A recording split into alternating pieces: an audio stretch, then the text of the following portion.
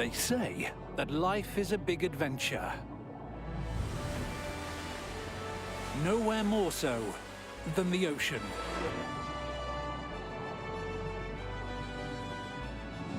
But nature is weird. To survive, the animals have to rise to the weirdness, or die trying. Expect the unexpected in Mutant Misadventures!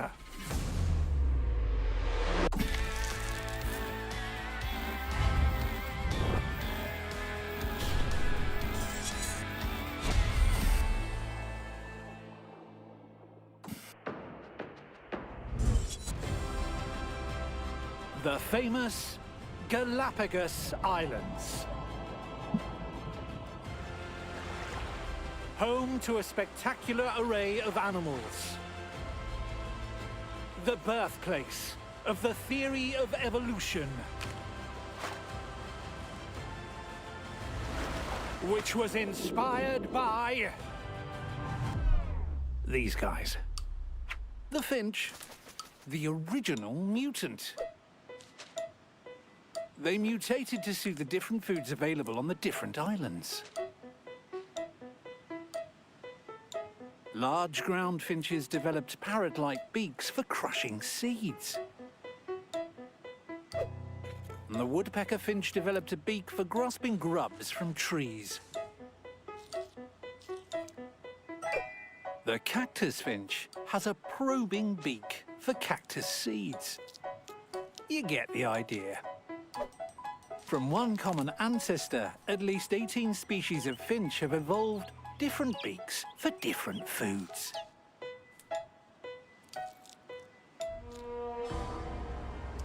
But this particular species of ground finch had a life-threatening problem: water. It lives on an island of permeable volcanic rock, where fresh water just drains through. So how do they get a drink? Let's see how the other residents do it. They may look like shriveled-up old punk rockers, but marine iguanas have figured it out.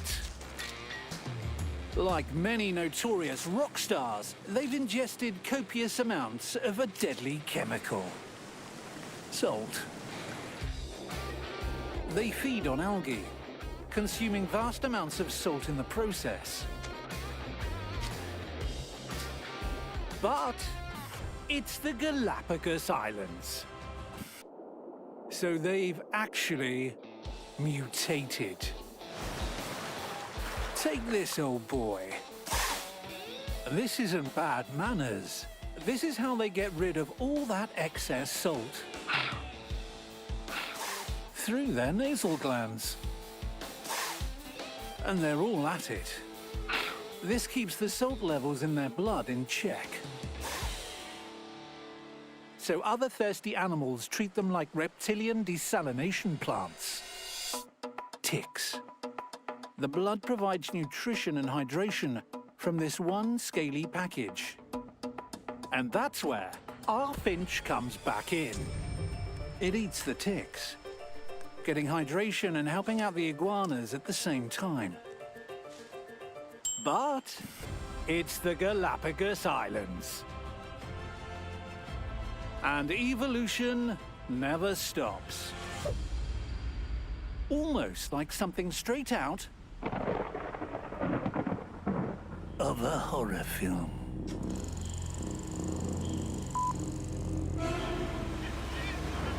At the northern extreme of the archipelago, the finches have cut out the middleman.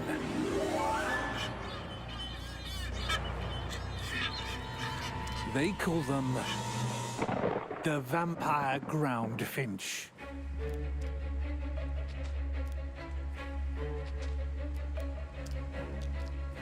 They create wounds on seabirds.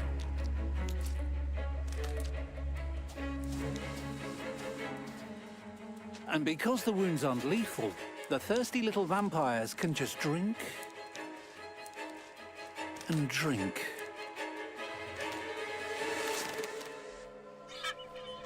This behavior has been witnessed on only 2 of the archipelago's 19 islands. So far. But it's the Galapagos Islands.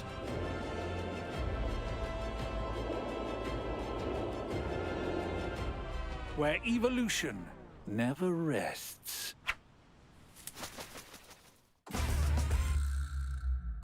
What's weirder than a mutant?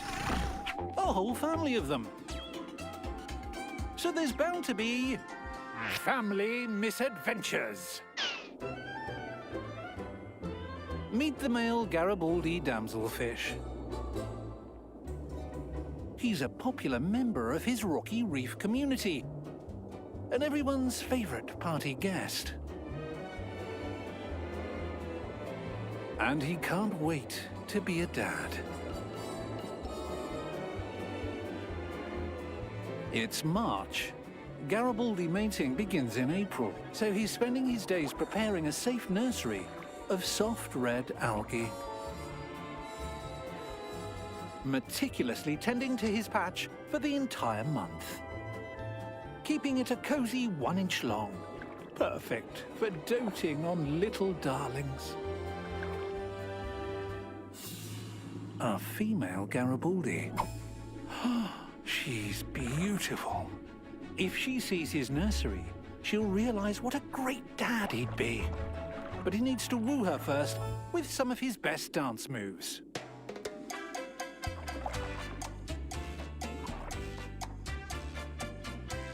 It shows off how much energy he has.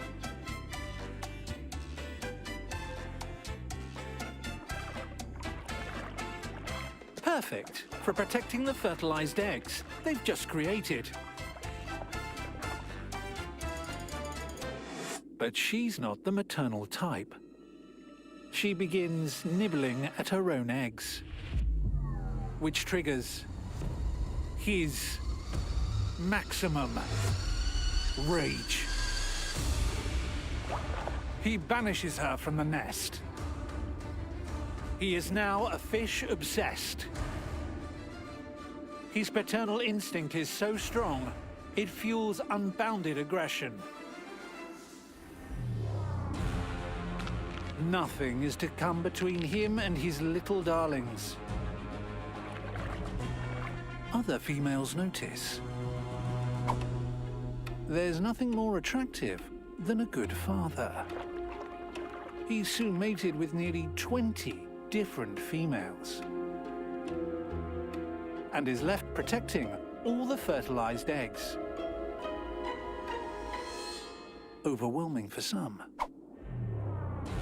But the male Garibaldi will never back down.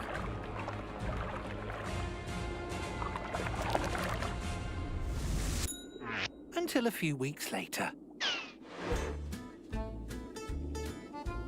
The last of the planktonic larvae disperse.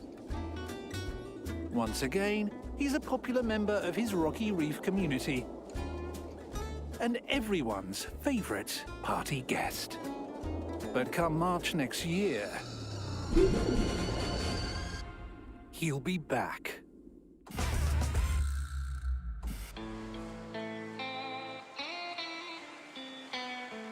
In all the vastness of the world's oceans, spare a thought for squid.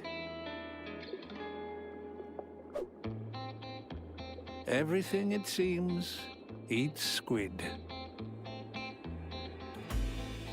Seals eat squid. Whales eat squid. Birds eat squid. Fish eat squid. Crabs eat squid. Even squid eat squid. You get the idea. Squid are an integral part of the ocean's food chain. So how do you behave when you barely get to live before you die? You live at warp speed. This is the California market squid. It moves fast. It grows fast. It lives fast. At 4 months, he's already reached sexual maturity. And he and his friends have one item on their bucket list: to mate. They congregate in sheltered water, flashing red chromatophore cells and using their best moves to lure in the equally fast-living ladies. After nearly 2 weeks of dancing around each other, he's decided. She's the one. He wraps his tentacles around her. They flash red to warn off rivals. And he fertilizes her eggs, then releases her.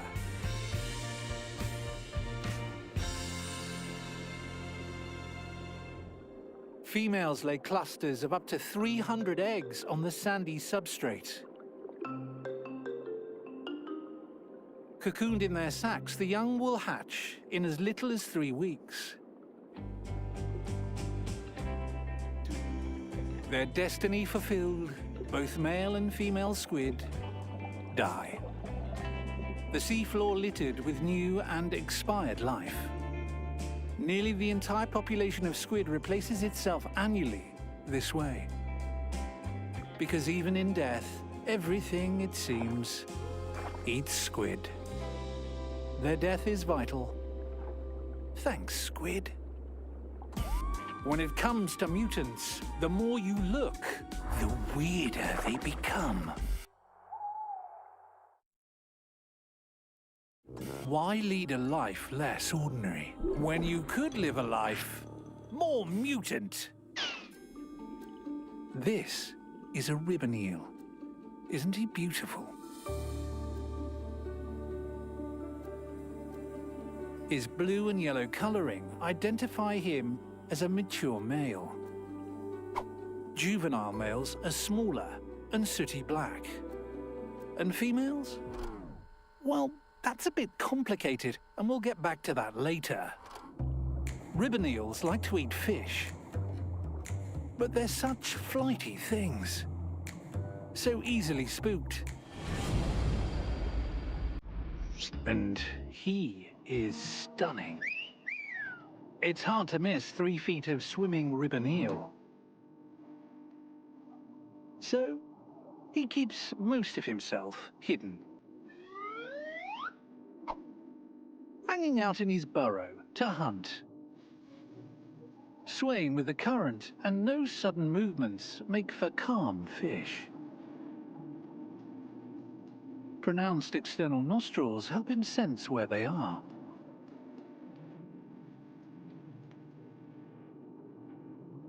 And even when they're so close he can almost reach them, ooh, he won't make any sudden movements. Got him! Until he's certain of the catch.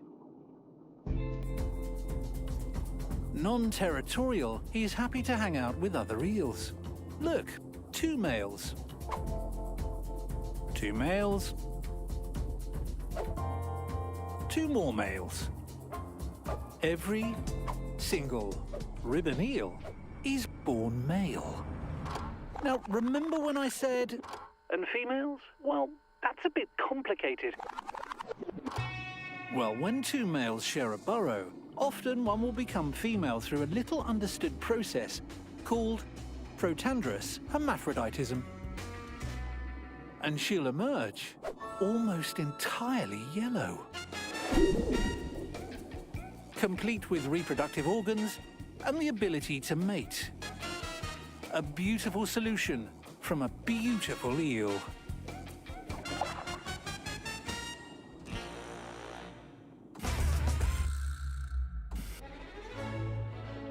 You have to wonder, what's in a name? The Emperor Shrimp seems regal, given carriage and protection to no benefit of his seafloor subjects. Emperor angelfish are worshipped by their cleaner shrimp assembly. And everyone just loves a clownfish. Lol. Then there are those less fortunate in the name game. the hagfish, the warty frogfish. But the most unfortunate name of all has to be the sarcastic fringehead. Look, there's one poking his fishy head out of his shell. He's got no real fringe to speak of, and he won't answer me, so I can't tell you if he's actually sarcastic or not.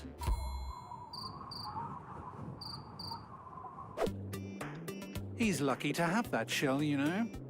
On the sea floor, protective homes are at a premium because of things like that spider crab.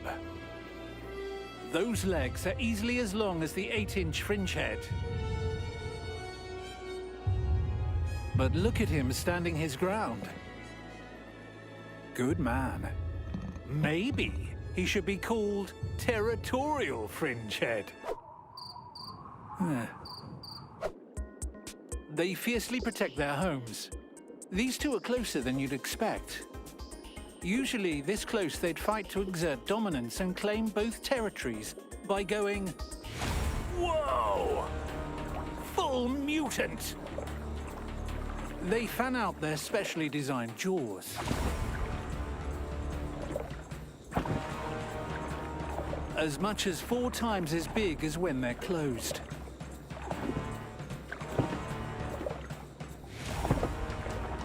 The colors and size are designed to intimidate.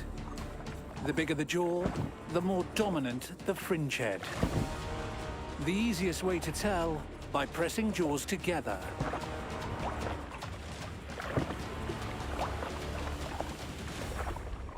Yep, he was always going to win. And he even got the girl. How wonderful.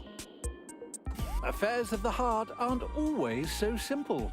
Especially when you're weird.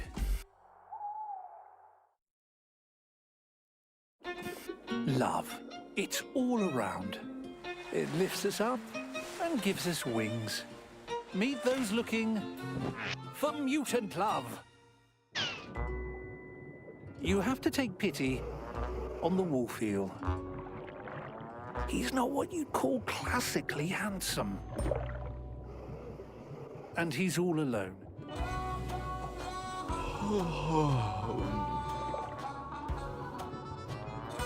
He spends his days near his cave, yearning for a mate to spend his life with. 4 years old and 7 feet of longing. If only he had a partner to share meals with, to appreciate his ability to eat even the spikiest morsels.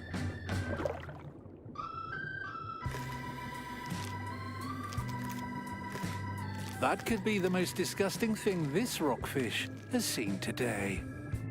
His teeth may be a crooked mess, but they can crush tough prey. There's great hunting to be done around his cave. And it's got plenty enough room for 2. She must be out there somewhere.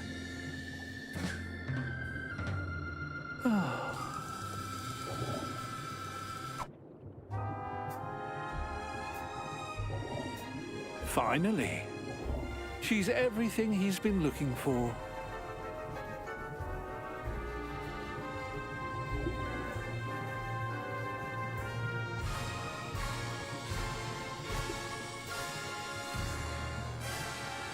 It's a whirlwind romance, but they'll stay together for life.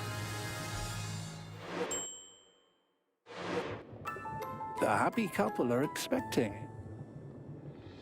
10,000 beautiful wolf eel babies, wrapping themselves around them for safety and taking turns to feed.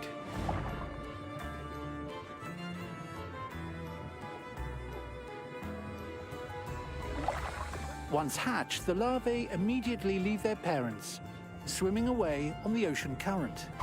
Most will perish, but those who don't grow into juveniles and eventually mature into adults, who spend their days yearning, waiting for the one. their lifelong love.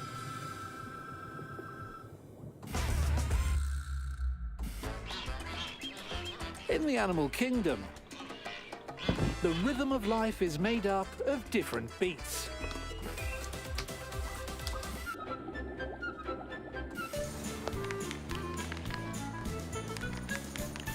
But if life is a dance, then spinner dolphins are the ballet. Their lean, torpedo-shaped bodies mutated for peak performance. Spinning up to 7 rotations in a single leap. Possibly to get rid of parasites. Probably to communicate.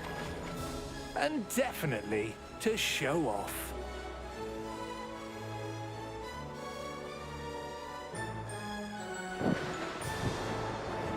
But no ballet is complete without a prima ballerina.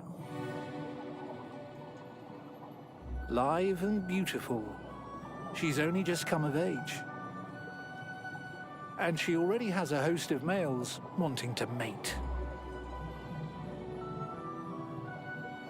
A promiscuous bunch, they'll mate with multiple females, but she's currently the one in the spotlight. A small ensemble of males separates her from the rest. And being just as promiscuous as them, she'll mate with all of them. Spinner dolphin penetration usually lasts for less than 20 seconds. But most will be given multiple opportunities to perform. It may sound like a grueling process, but it's a way for the female to ensure pregnancy. And it's believed she ultimately gets to choose her lead, selecting which partner's sperm will fertilize her egg. And the most beautiful move of all males will protect the newborn calf, believing it's their own. And after 3 years of child rearing, she'll be back, center stage, ready to dance once more.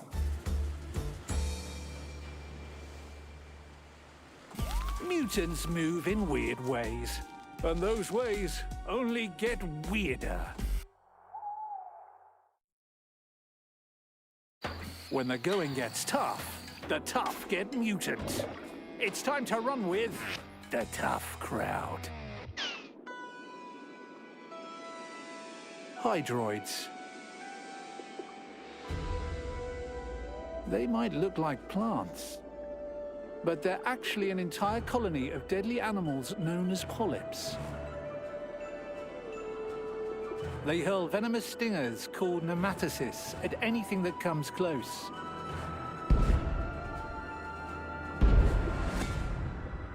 So most things don't. But skeleton shrimp are not most things. They are hard as nails.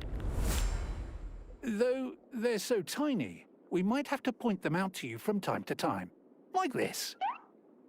Hello, fella. Anyway, back to the story. Skeleton shrimp are so hard, they not only survive on venomous hydroids, they thrive. Using them for protection and blending right into the background for safety.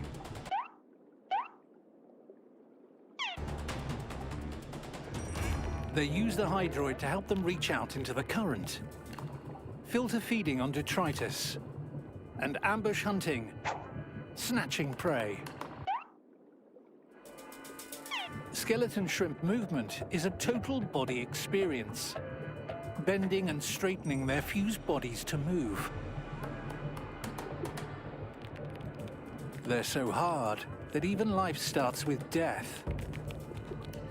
Some males have a poisonous spine, used as a puncturing weapon. They fight for the right to mate. It's win or die.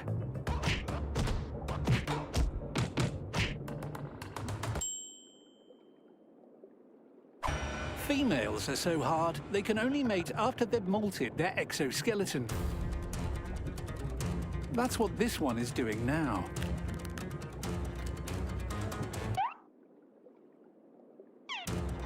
The male can only fertilize her eggs before her new exoskeleton hardens. Like her heart. Females sometimes kill males after copulation. But she spares him. She broods the eggs in a pouch. Skeleton shrimp young are so hard, they hatch fully formed and come out swinging. Literally living off their mother, vying for space on her and scraping food off her body to survive.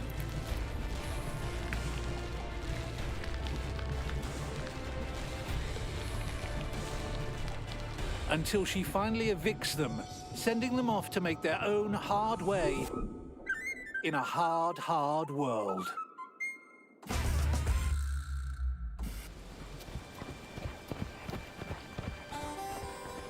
That sounds like hoofbeats. They look like horses? You thought this was about oceans. Well, you were right. Because this stallion and his harem are Camargue horses, also known as the horses of the sea.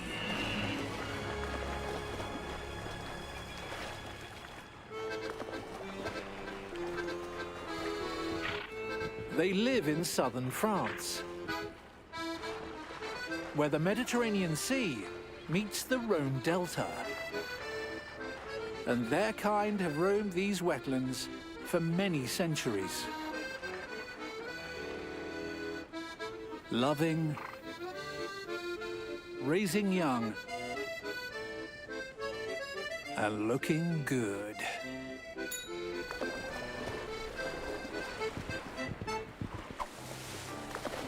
Gradual loss of pigmentation gives the adults their rare, uniform white coats. And they're more petite than other equine species. The stallion certainly inherited the looks, but he's also inherited life in a brutal environment. Salty marshes battered by icy winds and floods in winter, scorched to drought in summer. To breed, his harem need food, which can be in scant supply. But they've mutated to survive on weeds and reeds, too tough for most to digest. Sometimes going for long periods with no food at all. But the proud stallion leads ever onward, guiding his harem on strong limbs that trudge through the marshlands. And broad hooves, specially adapted to handle their waterlogged environments. They march across miles of wetlands together, united in survival.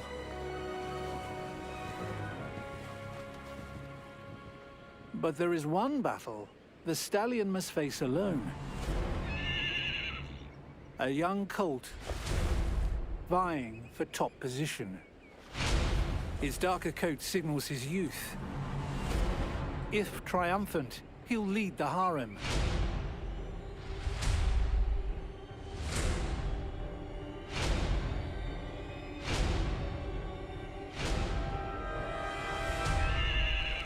The stallion is too strong for the young challenger.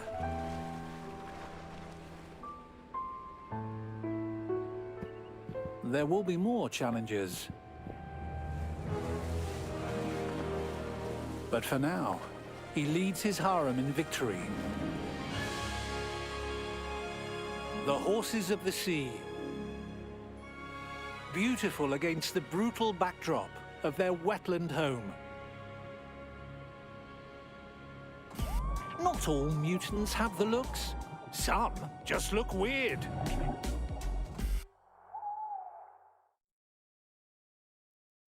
Sometimes what nature gave you just isn't enough. Meet the mutants who like to push fashion boundaries.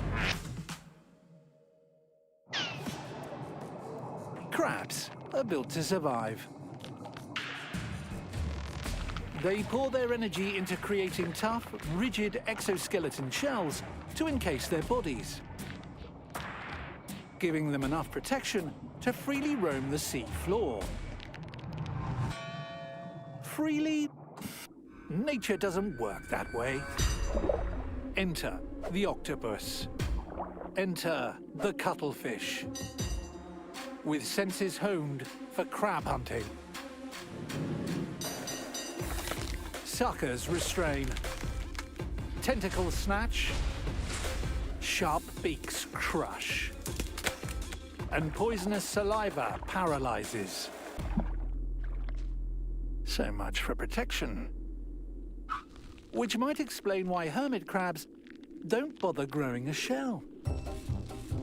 They use someone else's. Because most of their exoskeleton never hardens. So they hide their soft bodies in borrowed shells. Maximum protection, minimum effort. But this young crab's in trouble. He's outgrown his shell. So he makes a beeline for a bigger one.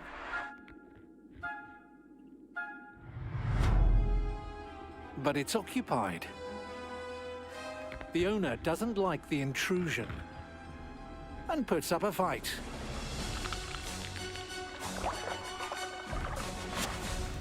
Disaster. The young crab has been pulled from his protective shell.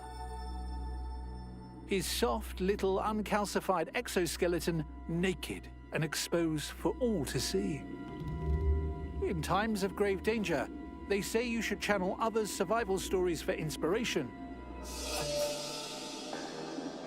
And his relative, the anemone crab, has a great one. She's eccentric, accessorizing her protective shell with anemones. They enjoy greater access to food as she moves around, and in turn offer her extra protection.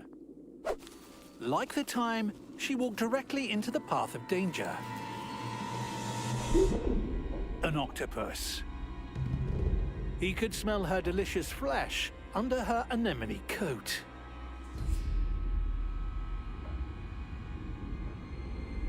All he had to do was reach out and touch her.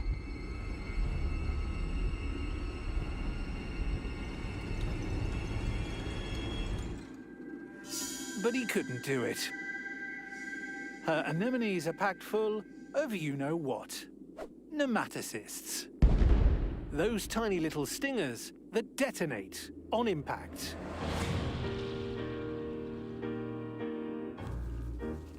Too much for the octopus to handle, and enough to ensure her survival.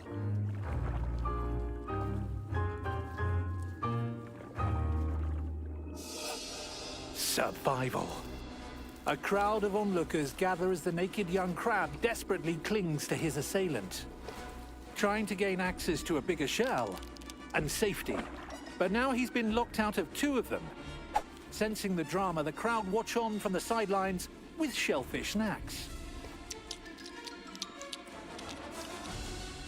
Finally, a passerby intervenes, and outnumbered, his assailant beats a hasty retreat.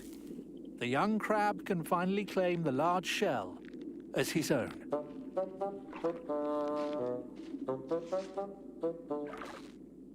Of course, he needs to be able to move in it. And it's too big. So he's right back where he started. His old shell. It's a tight fit. But at least he's protected.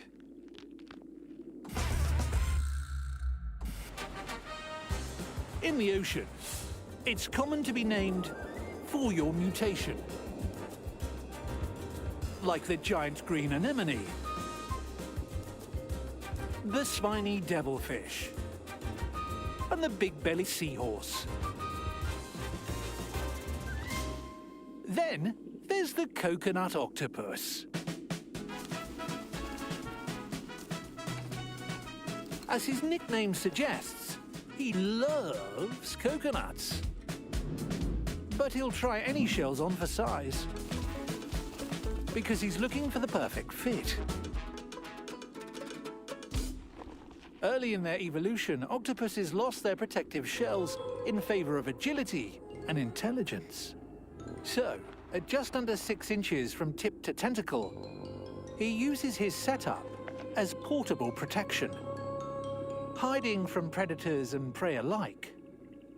Because, as a keen ambush predator, shells also make for good hunting.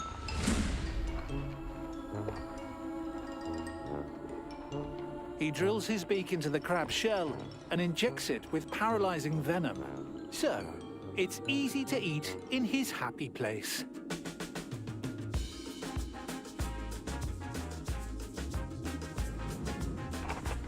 When searching for the perfect protective setup, it pays to be open-minded.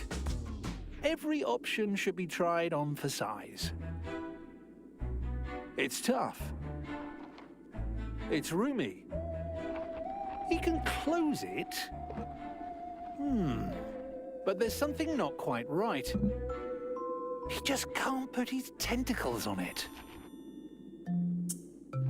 Some shells look the part. That looks like a good fit. But you just can't tell until you really squish your skeleton-free body in there and try it out.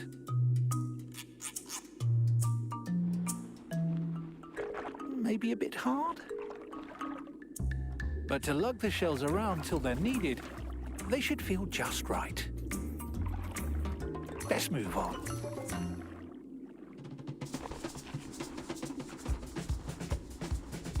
Only he and the algae octopus have been witnessed walking in this way.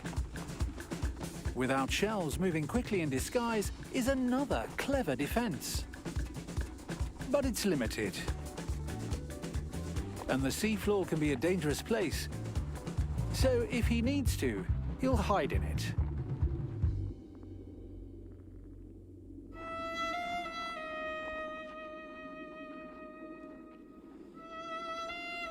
It's often when you're close to giving up, the universe provides. Ooh, yeah.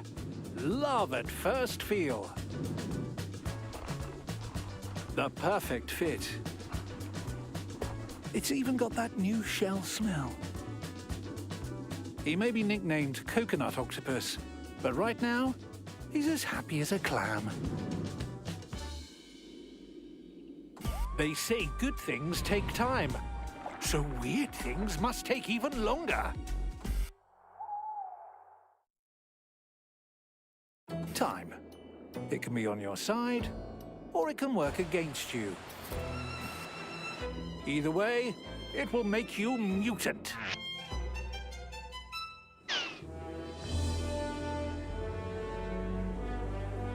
A coral atoll.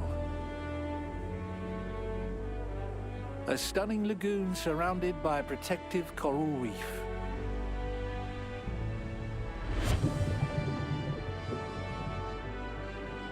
It is the most diverse ecosystem in the ocean, and a thing of beauty. But it's a mutant. How did it get here? To find out, we need to go back in time. The sea may be calm, but there's an islander brewing.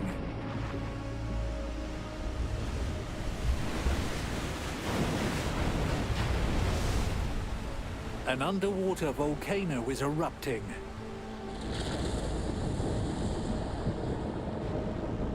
(1800 degrees Fahrenheit) of flowing molten rock. Surging into the mighty ocean.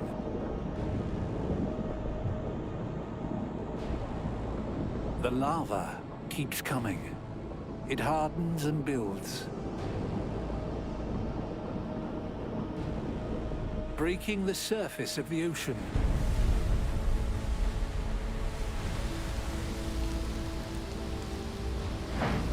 Growing ever skyward.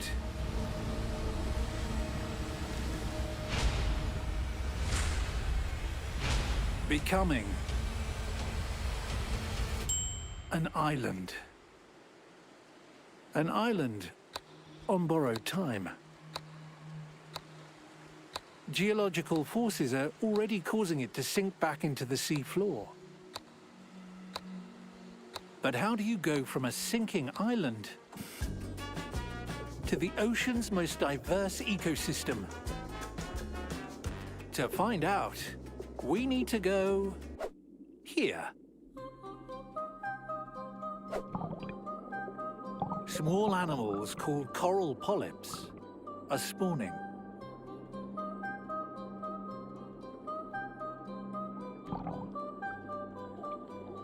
Triggered once a year after a full moon, when the water temperature is just right.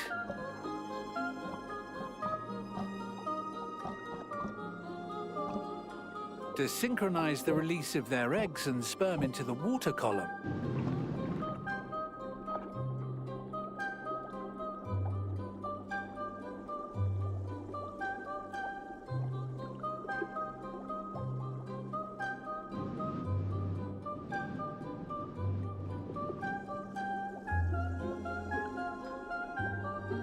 creating a fertile soup of larvae, searching for a new place to call home. And as luck would have it, there's a newly formed island nearby. Traveling on the current, the coral larvae eventually land and settle on the new island, just beneath the water's surface, where they thrive in the warm sunlight, feeding on detritus and planktonic larvae.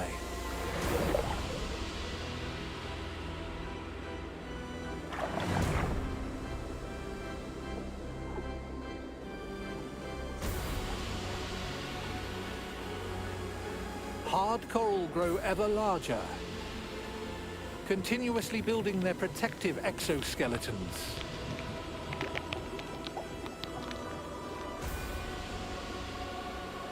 As the island keeps sinking, they continue to grow until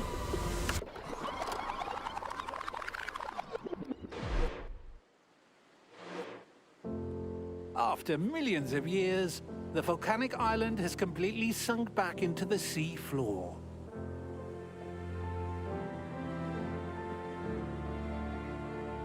Leaving behind a coral atoll. A spectacular example of what can be accomplished in the quest for survival that lies behind all our mutants' misadventures.